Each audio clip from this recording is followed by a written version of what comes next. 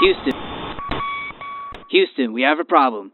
DJ Apollo has landed. I repeat, DJ Apollo has landed at Hipmix 88.9 WEIU.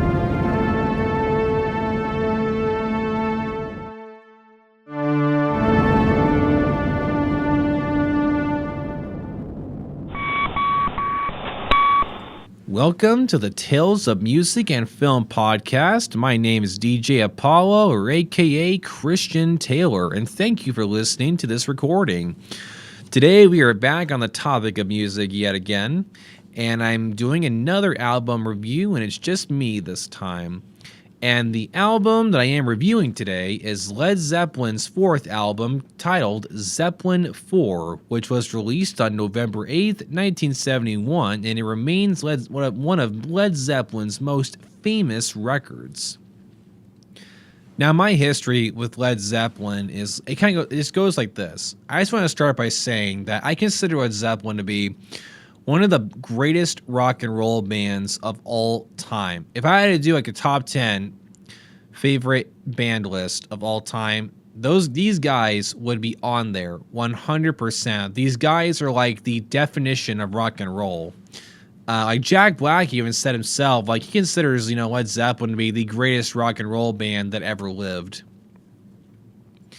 And I got into Led Zeppelin because I actually heard their song Whole Lotta Love. It was used in Mission Impossible Rogue Nation's in one of its trailers. So Mission Impossible Rogue Nation was the fifth installment in the Mission Impossible franchise starring Tom Cruise.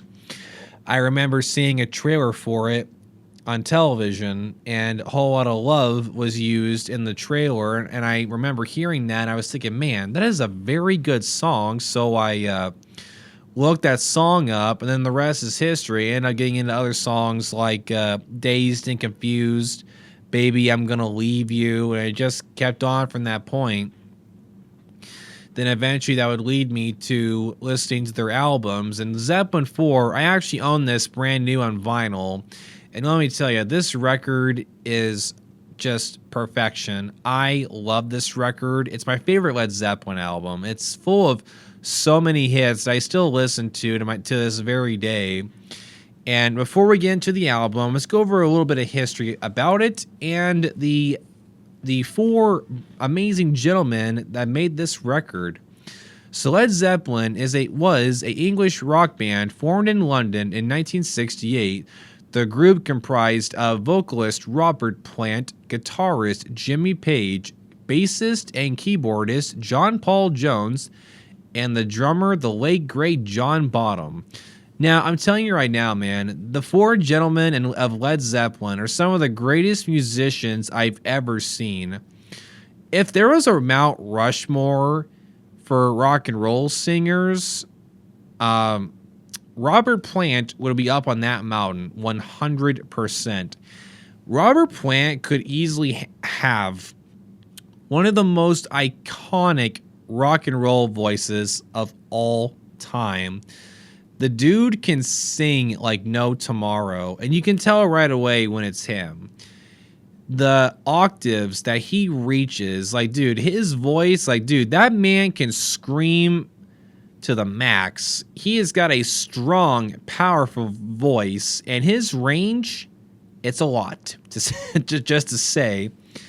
And then, we have possibly one of the greatest guitarists of all time, Jimmy Page. Dude, this man can shred like no one else. The way he plays guitar is insane. If you want to hear him go to town with one of his electric guitars, I would recommend looking up the song Heartbreaker. He has this amazing solo that happens about halfway through the song, and it literally sounds like he's just showing off, like for good reason. That man is a guitarist god. And we have John Paul Jones, the man who, in my opinion, could literally play any instrument. Like, if you look him up, the guy can play almost any instrument, but he mostly played bass and keyboard when he was with Led Zeppelin. The man is an amazing bassist, and his keyboard play is unmatched. He is A true instrumentalist. Just amazing. And then, of course, we have the late, great John Bonham, who, in my opinion, is one of the greatest drummers of all time. If I had to do like a top 10 favorite drummers, he would be on the list. I can't imagine how many drummers were inspired by him. He was fantastic. You listen to him on any track and you just wonder, like, are his hands bleeding? Because he just bashes the heck out of those drums on every song. It's like you wonder, are his hands bleeding or is the drum kit broken? He's just going to town on that sucker, just, dude, all four of these gentlemen are some of the greatest musicians I've ever seen. These four men were just the definition of what talent should be. They were incredible. And fun fact, Led Zeppelin was inducted into the Rock and Roll Hall of Fame in 1995, and as of today, the band has sold over 300 million records worldwide.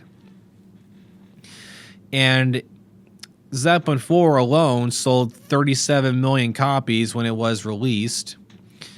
It was produced by guitarist Jimmy Page and recorded between December 1970 and February of 71, mostly in the country house of Headley Grange.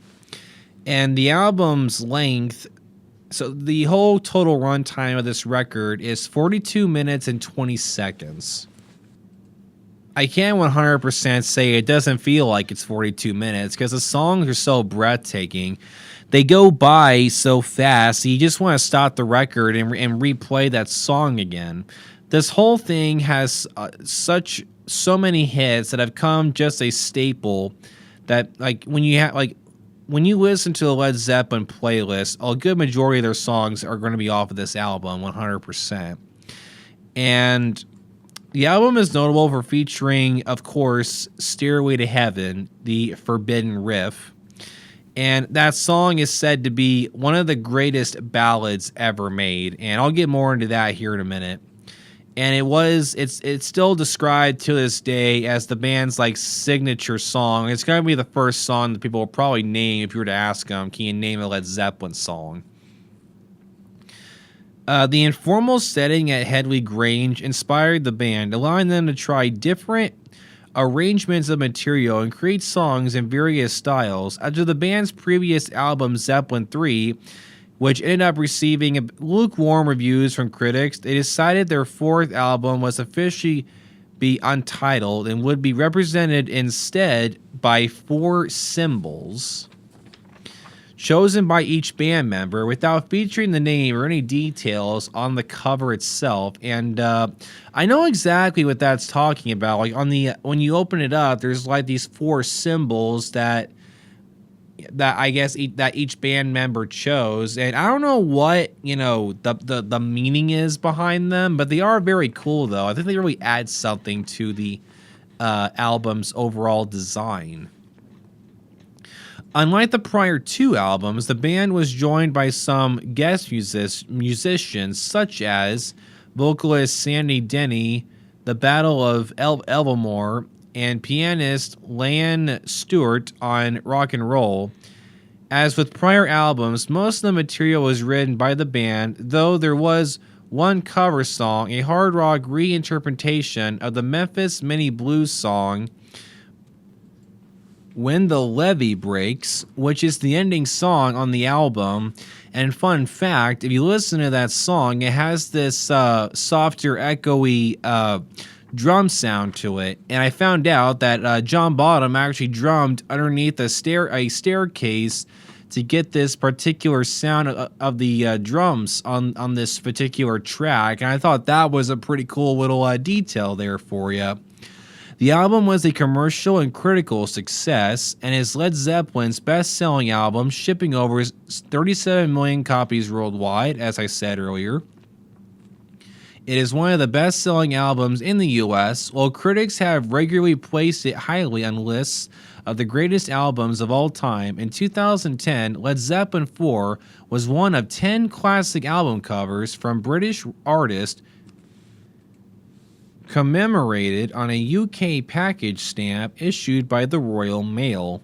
So there's some more very interesting information about the album. And I mean, I'm not surprised at all. Like, I knew going into this, I'm like, Led Zeppelin 4 had to be up there on albums because it was such a major breakthrough. And I think from this point forward, like, Led Zeppelin was a household name.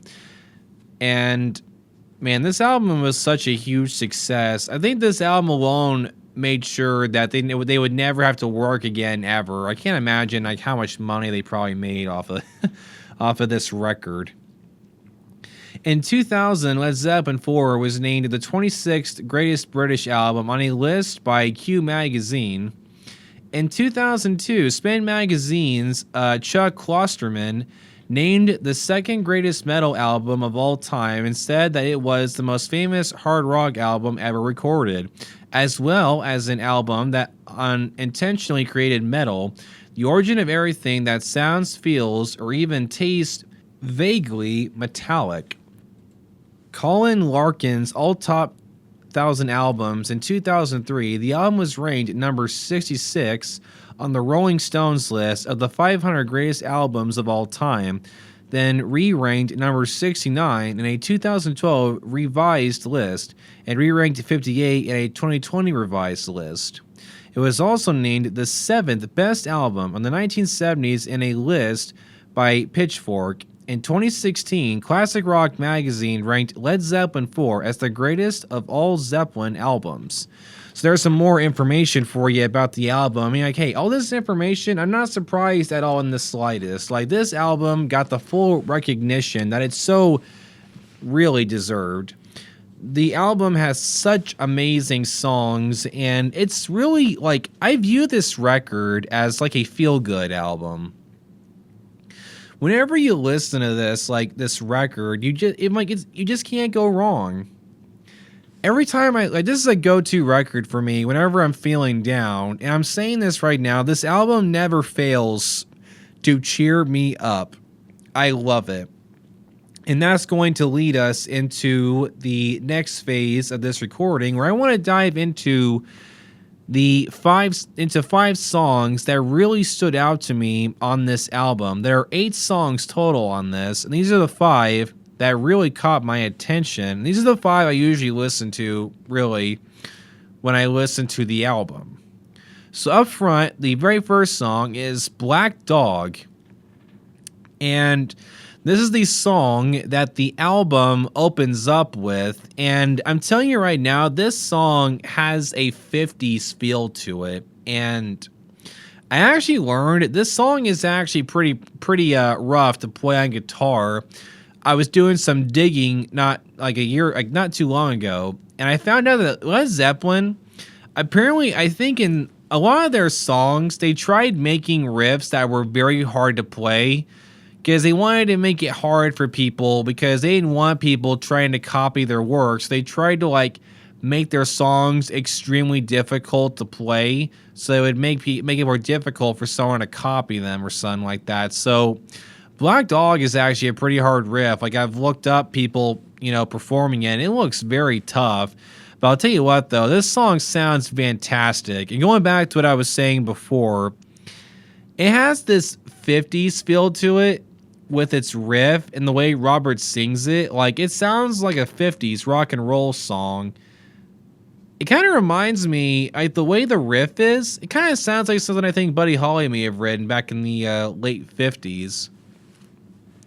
And I'm saying it right now, I think, dude, that song, it was a very fantastic way to open out this record. And a main theme that you're going to notice with a lot of the lyrics on this particular album, like Led Zeppelin, I actually didn't know this. My Uncle Randy was the one who told me about this, is that Zeppelin had a lot of inspiration from the Lord of the Rings books.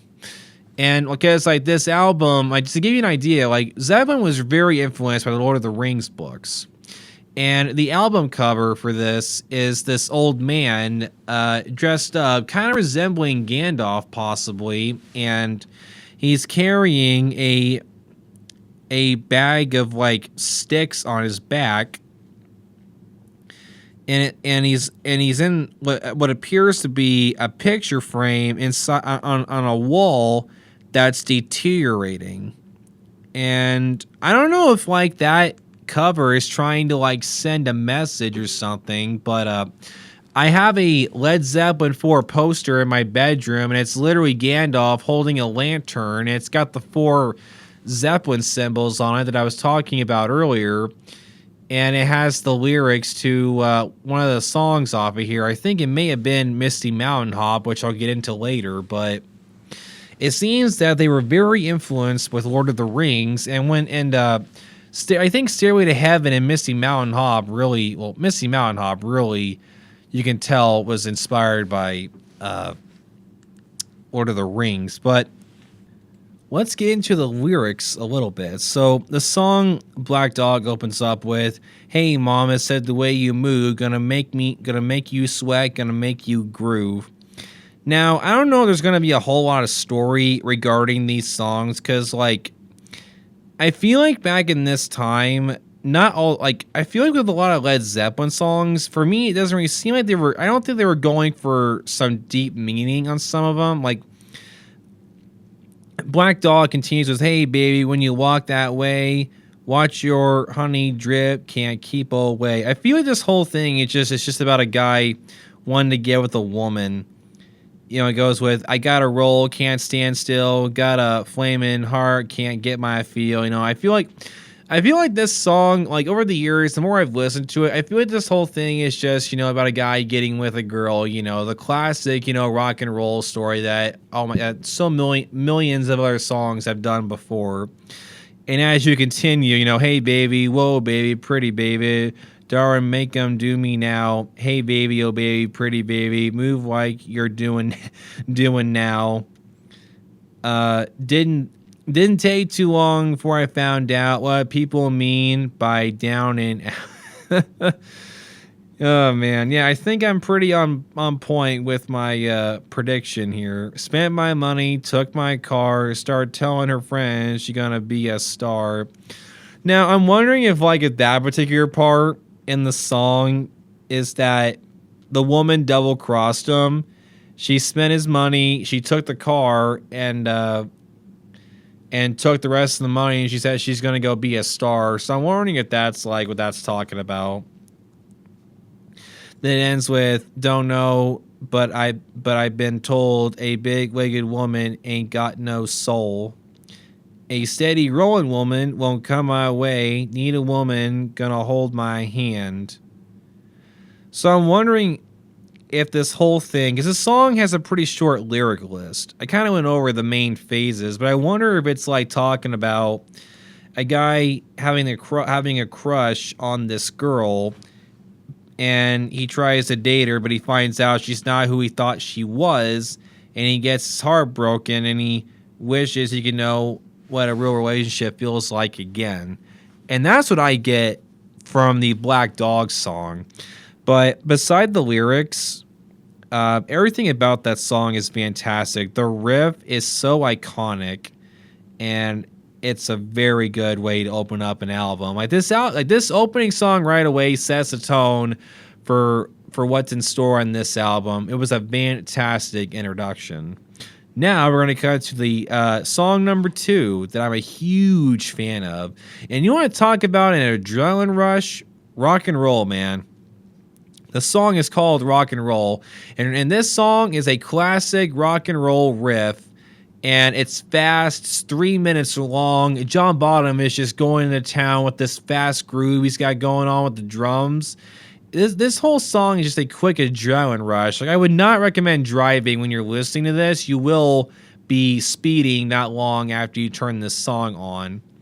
If you want to see how amazing this song is live, I highly recommend you look up John Bonham and John Paul Jones joined the Foo Fighters on stage during a concert in 2008, and they covered this song, and the late great Taylor Hawkins did vocals on it, and I highly recommend you look up that performance. It is breathtaking, like, and you have Dave Grohl on the drums, like, oh man, amazing drummer. And the lyrics for Rock and Roll go like this, and I'm trying very hard not to sing this because I love this song so darn much. It's been a long time since I rock and rolled. It's been a long time since I did the stroll. Oh, let me get back. Let me get back. Let me get back, baby, where I come from. It's been a long time. Been a lonely, lonely, lonely time. Oh, yes, it has. It's been a long time since Book of Love. I can't count the tears of a life with no love. Carry me back, carry me back, carry me back, baby, where I come from. So, I'm wondering, right? If like this guy has decided to go back home and reconnect with a woman he knew. That's what I seem to be getting from those first few verses. And the song continues, oh, seems so long since we walked in the moonlight. So I'm wondering if like, so here's what I get from that. He goes back home to reconnect with this woman. She's like an old flame, right? And they had these midnight strolls where they would sneak out of their houses and they would go for like these strolls at night just chatting about stuff. That's what I get. Then it continues, making vows that just can't work right. Oh yeah. Open your arms, open your arms, open your arms, baby. Let me love. Come running in. Yeah. And I'm wondering if this guy likes the little things, like just a simple hug is all he needs. That's what I get. Continues, been a long, lonely, lonely, lonely time. So I'm wondering when he gets to that verse with lonely, I wonder if that means this guy is lonely. He needs some connections in his life again, which goes back to him going back home and reconnecting with this girl. And that's really the main chorus. Like the lyrics for this song is very short, but like I said, this song is just a pure adrenaline rush, and I consider it to be the definition of a rock and roll song done right. Now we're getting into possibly one of the most famous songs ever written, Stairway to Heaven, the Forbidden Riff. Now, if you're listening to this recording, I would love it if you could, I don't know if there is some way for you to contact me and let me know, but like I'm very curious. Why is Stairway to Heaven called the Forbidden Riff? Like, in like the first Wayne's World movie touched upon this. Like, Wayne's in a guitar store with this very gorgeous woman, and he's checking out one of their brand new electric guitars. And he plays the riff for like 3 seconds, and the guy stops him, points at a sign in the shop, and it says no stairway. So I'm just wondering, it's like, is that just like a running joke, or is that a real thing? My theory has always been that I guess this song was played in guitar stores so many times that it's like a rule now that they don't want it played. That's always been my theory, but I genuinely have no idea where that originated from. And now we're going to be talking about, the most famous song off of this record, Stairway to Heaven, which is just 8 minutes of pure rock and roll magic. This is, in my opinion, one of the best ballads ever done. And if you want to see this song in its full beauty, I highly recommend you look up when the band Heart covered this song for the celebration they did for Led Zeppelin, and John Bonham's son was on the drum kit, and the lead singer for Heart really gave that song justice. I highly recommend you look that up. You can find it on YouTube. So the lyrics for this song go like this. There is a lady who's sure that glitters is gold, and she's buying a stairway to heaven. When she gets there, she knows if the stores are all closed, with the word she can get what she came for. So, I've actually watched a lot of people react to this song on YouTube, and a lot of them, some people really listen to the lyrics. And this one couple I was watching once, when they were listening to the song for the very first time, the guy said that his interpretation was that this opening to the song is talking about a gold digger, so a woman who sleeps around with a lot of men, who like gets what she wants from them and then leaves them behind, and she just has no real connection or meaning with her life. She just messes with men over and over again. And it continues with, oh, she's buying a stairway to heaven. There's a sign on the wall, but she wants to be sure because sometimes words have two meanings, which kind of goes back to her being a gold digger, where it's kind of like, she's saying she wants to be with this guy, but what she's saying has two meanings. I want to be with you because I want your money and who knows what else. Then the lyrics continue, in a tree by the brook, there is a songbird who sings, sometimes all of our thoughts are misgiven. So I'm wondering if that is talking about how, like, people have these horrible thoughts. Instead of fighting them, they just let them take themselves over, and then it turns them into terrible people. Now, this is just pure speculation. So I'm wondering, thoughts. So this woman has horrible thoughts, right? Instead of combating them, she goes along with them and lets her negative evil side take her over instead of focusing on the good parts of her. That's what that lyric says to me. Let's see here. It continues. There's a feeling I get when I look to the west, and my spirit is crying for leaving. And my thoughts I have seen rings a smoke through the trees, and the voices of those who stand looking. Now, for me, this was my favorite verse in the entire song. Like, I'm wondering if Lord of the Rings is playing a part in this, because, smoke through the trees, voices for those who stand looking or something, like, I'm wondering if this verse is talking about if only this woman would stop her evil ways and really look around what the world has to offer, she could really live a better life. And voices, I'm wondering if that's a metaphor for her making real connections with people, because voices of those who stand looking, like maybe there's people looking for a friendship or a good relationship, and all she has to do is go talk to them and she can make some real connections. The song continues, and it's whispered that soon, if we all call the tune, then the piper will lead us to reason. So I'm wondering if a piper is a metaphor for life itself. If we just, listen to what our minds are telling us and not let the bad thoughts take us over, then we could be better people. I'm wondering if that's what that's talking about. And then it goes, and then a new day will dawn for those who stand long, and the forest will echo with laughter. So again, I was talking about if you found ways to live a better life, you can share some real legit memories with people, and you'll share laughter at who knows what places. The song continues with, now I might butcher this, but I think this is how it goes. If there is a bustle in your hedgerow, don't be alarmed. It's just a spring clean for the May Queen.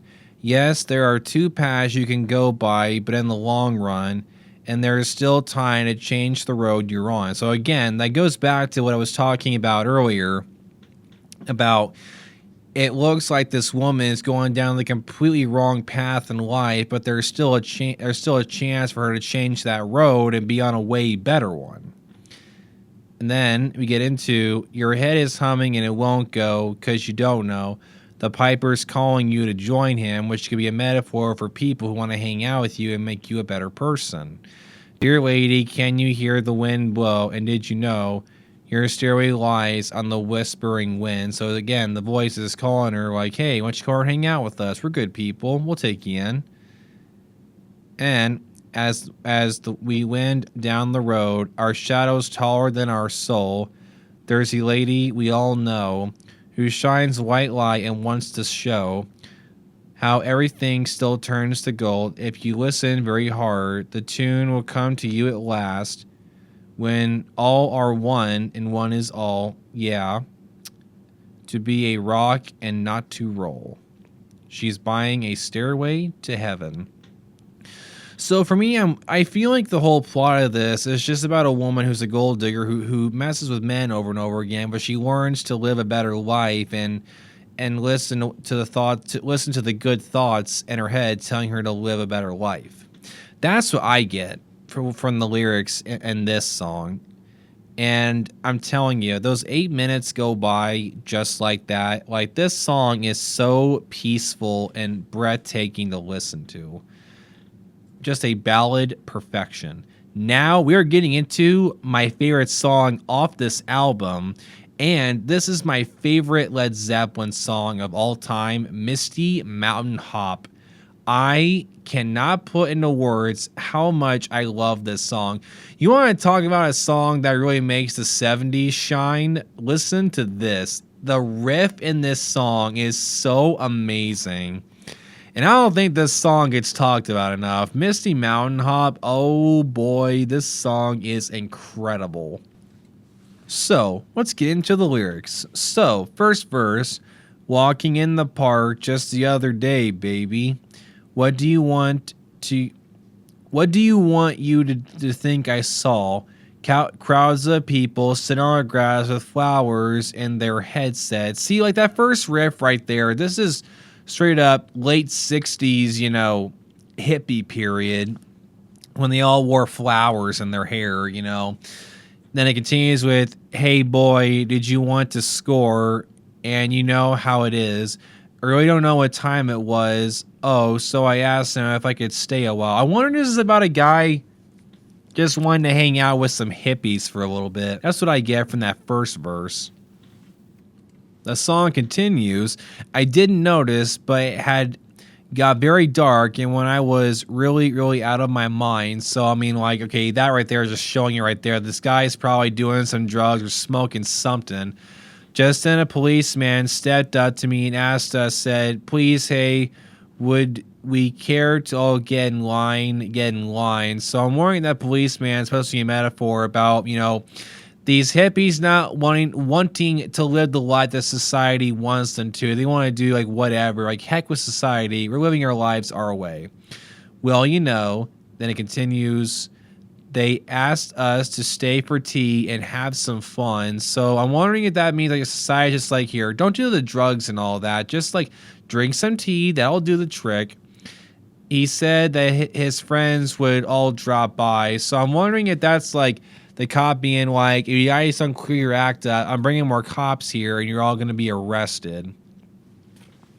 Why don't you take a good look at yourself and describe what you see? So I'm wondering if that's like the hippie telling the cop, like, hey, say what you will, but you're living how society wants you to. I'm living my life my way. That's what I get from that particular lyric. And the song goes, and baby, do you like it? There you sit, gonna spare like a book on a shelf rustin', and not trying to fight it. So I wonder, okay, so that one's got me a little confused. So there you sit, sitting on a spare like a book. I'm wondering if that means that the book's supposed to be a metaphor for the old way of life that these hippies are trying to forget about. I wonder if that's what it's talking about. And then we get into the last riff. You really don't care if they're coming. So it's just like, these hippies don't care that this cop is threatening to arrest them. They're living their lives their way, relaxed and free, and they don't care what society thinks of them. I know that's all a state of mind, which is going back to, these cops that they're talking a big game, but they're not going to do anything, maybe. If you go down to the streets today, baby, you better open your eyes. So I'm wondering if that's supposed to be a metaphor for like when you go back into the big city, really open your eyes to how society is wanting you to live your life, how you're not living for you. Folk down, they really don't care, really don't, which is why the pressure lies. So I decided what I'm gonna do now. I'm packing my bags for the misty mountains where the spirits go now, over the hills where the spirits fly. Oh, I really don't know. So let's break that down. So first of all, folk down there really don't care, really don't. So I'm wondering if these are the hippies talking about where they live, how they and the other hippies really don't care about how society wants them to live. They don't want all that responsibility. They just want to live their lives and I don't care state of mind. And they're under too much, the line, which is why the pressure lies. So these hippies are under all this pressure and they can't take it anymore, so they want to live a stress-free life away from all the trouble. So they live in the quote misty mountains where the spirits go now. So this person's packing out their bags and moving to the misty mountains, which could be a metaphor for a more peaceful place. And it's over the hills where the spirits fly. So hills, metaphorically saying like this person is going to be living far away from any big city, out where it's just them and some buddies. And that seems to be what that song is talking about. And that whole thing just screams, late 60s hippie period. And that is going to be forever going to be my favorite Led Zeppelin song. And now that brings us to the last song that I want to talk about, which is what I was talking about earlier, When the Levee Breaks, which is the ending song off the album. And man, this song kicks some major butt. You want to talk about a very amazing riff and tone of song? This one is incredible. It has this amazing intro of Robert Plant playing the harmonica. Like, dude, the opening to this song, it really sounds like a duel is about to happen inside a cowboy town with the intro. It's such an amazing song. It has such a build up. It's so cool. If it keeps on raining, Lev is going to break. When the levee breaks, I'll have no place to stay. Mean old levee taught me to weep and moan, Lord. Mean old levee taught me to weep and moan. It's got what it takes to make a mountain man leave his home. Oh well, oh well. I'm kind of confused on that particular verse, but let's continue. Don't it make you feel bad when you're trying to find your way home? You don't know which way to go. If you're going down south, they got no work to do. If you're going down to Chicago, so I'm wondering if the song is talking about someone who's like at the breaking point in their lives where they need like a change, like the levee breaks, like their mind can't take anymore, like they're at their breaking point and they need some change, but they don't know which way to go. And they're thinking about maybe moving somewhere else. Cause if you're going down to Chicago, so I'm wondering, okay, this person obviously wants to move somewhere else to live a better life, but they're wondering, is this the right decision to make? And the song continues, crying won't help you, praying would not do you no good. No, crying won't help you, praying won't do you any good, no good. When the levee breaks, mama, you got to move. So I'm wondering then again, it's going back to, like crying about your situation or praying about it, it's not going to help you any. You have to, grow up, take responsibility and make your own choices to make your life better. I'm wondering if that's all it's really talking about. And from that point forward, the song goes, all last night sat in the levee and moaned, thinking about my baby and my happy home. So I'm wondering if the person is dreaming about having his own family someday and living in a happy home. I wonder if that's what that's talking about, him daydreaming about what a happy life would look like to him.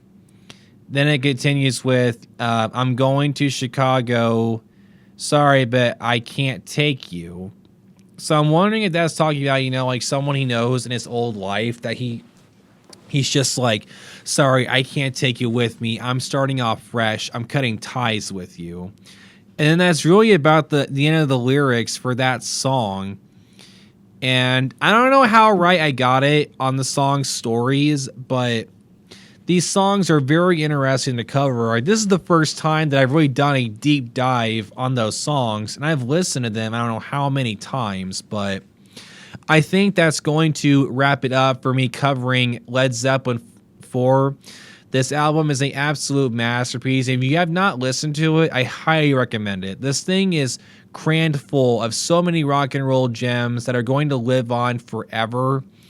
And I want to dedicate this recording to the late great John Bottom, wherever you are. I hope you're doing all right, and just thank you for the amazing songs that you helped create. That's going to influence generations of people, and you are going to continue to influence so many future drummers. So I just want to say thank you to the late great John Bottom. I just want to say thank you for listening to this recording, and I hope you enjoyed this. I had a lot of fun. I love getting the opportunity to review albums, and I don't know what I'm going to do for my next topic. Valentine's Day is actually coming up tomorrow, and I'm actually planning on rewatching Titanic for the first time in like a decade, because I was thinking that'd be the perfect film to cover as a Valentine's Day theme. So that's the plan. And my next album review, I'm actually thinking about inviting my buddy Preston back on and covering Fleetwood Mac's Rumors album. But that is the plan for now, but I may end up doing something else. I'm not sure yet. But till next time, I'm DJ Apollo, and you are listening to the Tales of Music and Film.